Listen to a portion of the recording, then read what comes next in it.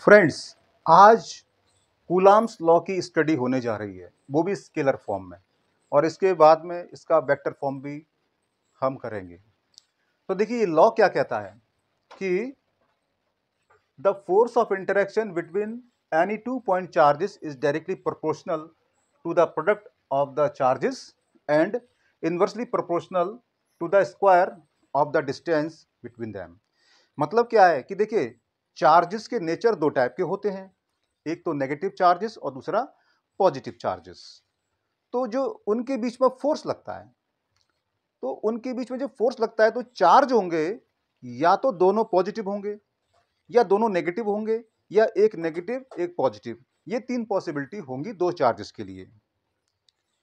अब चाहे कुछ भी सही, चार्ज का नेचर कैसा भी सही, उनके बीच में एक बात कंफर्म है कि उनमें फोर्स जरूर लगेगा, यानी उनके बीच में इंटरेक्शन होगा, वो होगा फोर्स। तो जो फोर्स है उसका फॉर्मूला कैसे निकलेगा, इसके बारे में बताया था कूलाम्स ने। तो उन्होंने ये दो बातें बताई थी जो उनकी डेफिनेशन में यहां पर दे दी गई है। तो देखिए इसके लिए क्या करते हैं समझने के लिए कि पहले हम दो पॉइंट ले लेते हैं इस तरीके से। तो दो पॉइंट ले लिए हमने, तो ये पॉइंट है ना, ये चार्जेस हैं, यही चार्जेस हैं। तो मैं मान लेता हूं कि ये चार्ज Q1 है और ये चार्ज Q2 है, और इनके बीच में कोई ना कोई डिस्टेंस भी है, तो वो हमने R मान ली। अब देखिए जब दो चार्जेस R डिस्टेंस पर हैं तो वो एक दूसरे पर फोर्स अप्लाई करेंगे। अब मैंने यहां पर ये मान लिया है कि ये दोनों पॉजिटिव हो सकते हैं, दोनों नेगेटिव हो सकते हैं, एक पॉजिटिव दूसरा नेगेटिव भी हो सकता है। तो इनके लिए कॉमन मैंने Q1 Q2 बोल दिया है, ठीक है। तो वो मतलब इनके नेचर के ऊपर वो फोर्स अट्रैक्शन हो सकता है, रिपल्सन हो सकता है, तो उसको भी मैं कॉमन मानूंगा। तो फिलहाल हम यहां पर क्या कर रहे हैं कि जो इनके इनका नेचर है चार्जेस का और फोर्स अट्रैक्शन है रिपल्सन है, उनको हमने यहां पर मतलब स्केलर फॉर्म में हमने उनको ओमिट कर दिया, मतलब उनको हमने अभी कंसीडर नहीं किया हुआ, केवल हम चार्ज और फोर्स की बात कर रहे हैं, ठीक है। तो देखिए Q2 पर जो फोर्स लगेगा वो लगेगा F21, और 1 पर जो फोर्स लगेगा वो लगेगा F12। अब इसका मतलब भी क्या होता है कि इसका मतलब होता है पहला वाला जो नंबर होता है कि 2 पर 1 लगा रहा है, ऐसे यहां पर होता है 1 पर 2 लगा रहा है, ठीक है। तो यहां पर 1 2 और 2 1 के लिए मैं एक ही फोर्स कंसीडर करूंगा, वो है F। तो अब मैं पहले क्या करूंगा कि इस फिगर के बारे में कुछ इंट्रोडक्शन दे देते हैं। तो इंट्रोडक्शन कर देंगे, let two charges Q1 and Q2 are placed at a distance R in a dielectric medium। अब देखो मैंने यहां पर डाइलेक्ट्रिक मीडियम बोल दिया, तो मतलब क्या होता है कि जो चार्जेस हैं इनके बीच में कुछ भी नहीं होगा, तो उस कंडीशन को बोलेंगे वैक्यूम, और कुछ है इनके बीच में तो उस मीडियम को बोलेंगे डाइलेक्ट्रिक मीडियम। तो डाइलेक्ट्रिक मीडियम से क्या होता है कि जो फोर्स वैक्यूम में लगता है उसके कंपैरिजन में थोड़ी सी वैल्यू कम हो जाती है। ये डिपेंड करता है कि जो डाइलेक्ट्रिक मीडियम है उसकी वैल्यू कितनी है, ठीक है। तो ये आगे क्लियर हो जाएगा। तो चलिए स्टार्ट करते हैं अब। तो देखिए यहां पर जो दो बातें कही गई हैं कि जो फोर्स है एक तो डायरेक्टली प्रोपोर्शनल है उनके प्रोडक्ट के, किसके प्रोडक्ट, चार्जेस का। तो नंबर एक स्टेटमेंट तो ये आ गया।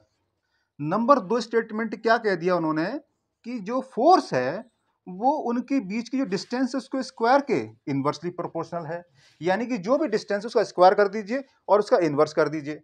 तो ये दूसरा स्टेटमेंट हो गया, ठीक है।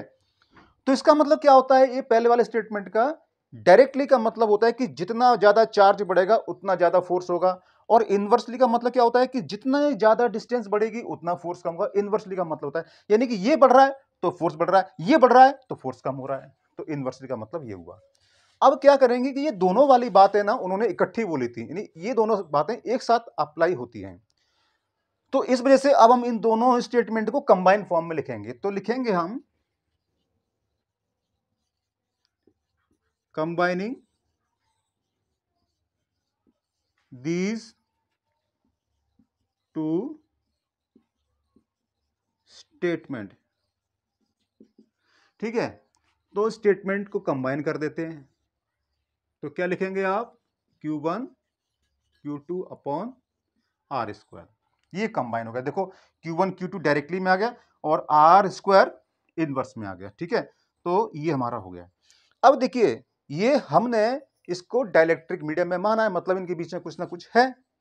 तो क्या करेंगे, अब देखो ये साइन होता है ना ये वाला, इसको हम इक्वल में बदलेंगे। तो कुछ ना कुछ हमें कांस्टेंट रखना पड़ता है, यानी कि यहां पर जो कांस्टेंट रखा जाएगा ना वो स्मॉल के बोलेंगे उसको। So Q1 Q2 upon r square. अब देखिए ये जो k होता है ना, अब इस k की वैल्यू क्या होती है, by experimentally 1 upon 4 pi epsilon naught epsilon r, ये होती है। और Q1 Q2 upon r square, तो ये होती है। अब ये जो एप्सिलॉन आर है ना, इसको हम कैपिटल के भी बोल देते हैं। ये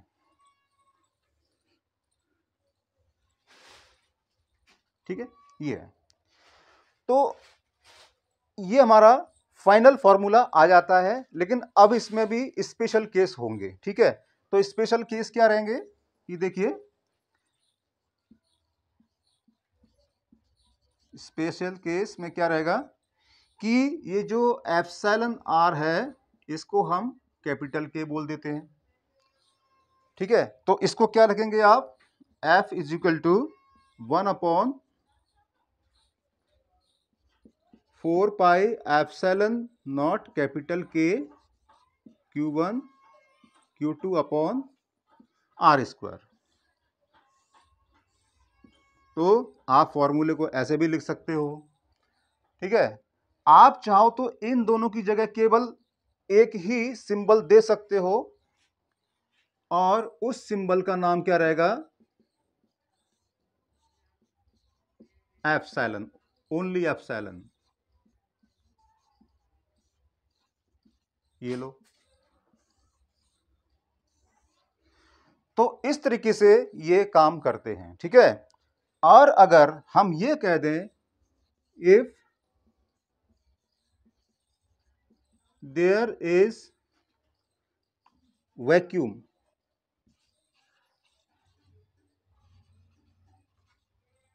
बिटवीन देम, सो देन जो कैपिटल के है ना इसकी वैल्यू 1 हो जाती है वैक्यूम वाले केस में। तो यही फॉर्मूला अब क्या होगा, वो हो जाएगा आपका F is equal to 1 upon 4 pi epsilon naught और Q1 Q2 upon r square. ये ठीक है, तो ये फॉर्मूला हमारा ये वाला बन जाता है।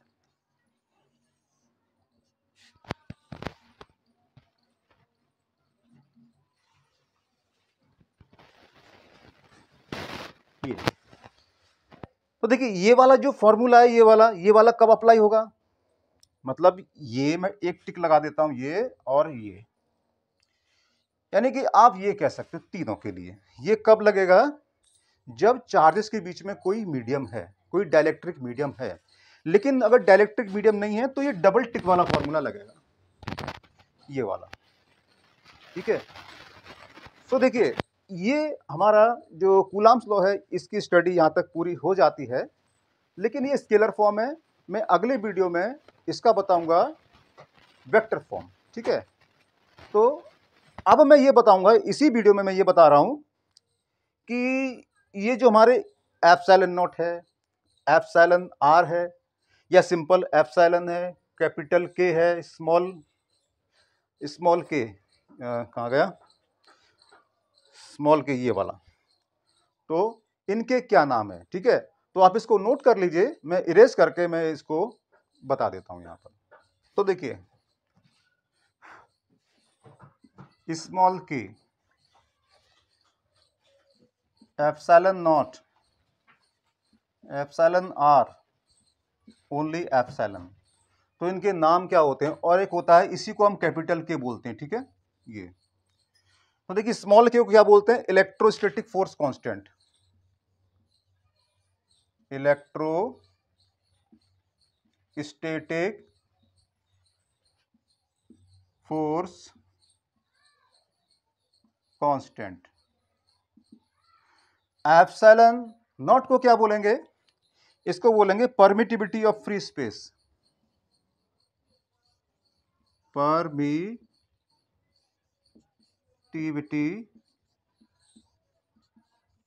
Of free space. और इसको क्या बोलेंगे कैपिटल के, और एप्सिलॉन आर को इसको बोलोगे रिलेटिव परमिटिविटी,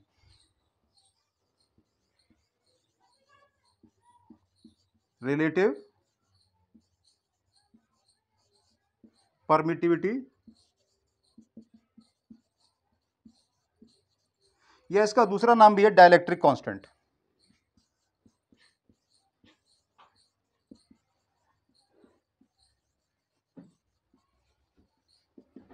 और ये जो एप्सिलॉन, इसका नाम है absolute electrical permittivity, absolute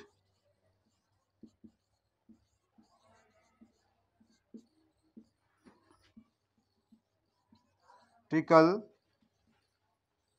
permittivity.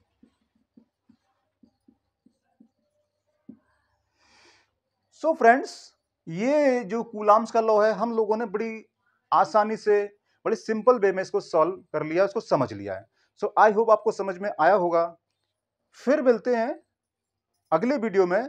Till then good bye and keep learning. और अगर आपको ये अच्छा लगा है तो इसको लाइक, सब्सक्राइब और शेयर जरूर करें।